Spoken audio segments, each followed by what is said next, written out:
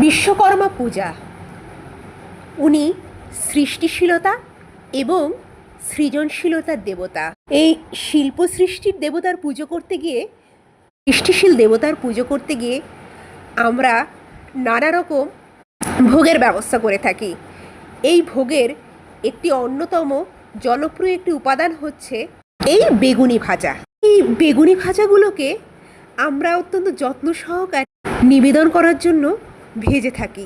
তবে এর মধ্যে আমরা অনেক সময় ডাল বেটে দিই, অনেক সময় চালের গুঁড়ি বেটে দিই, বা অনেক সময় বেসনও আমরা এতে ব্যবহার করে থাকি।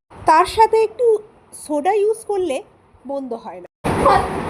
ময়দা এবং সোডা সহযোগে এই মিশ্রণটি বানিয়ে এর মধ্যে ডুবো তেলের মধ্যে ভেজে নিলেই রেডি এই সুস্বাদু বেগুনি। তবে এর স্বাদ এক কথায় বলতে গেলে অসাধারণ।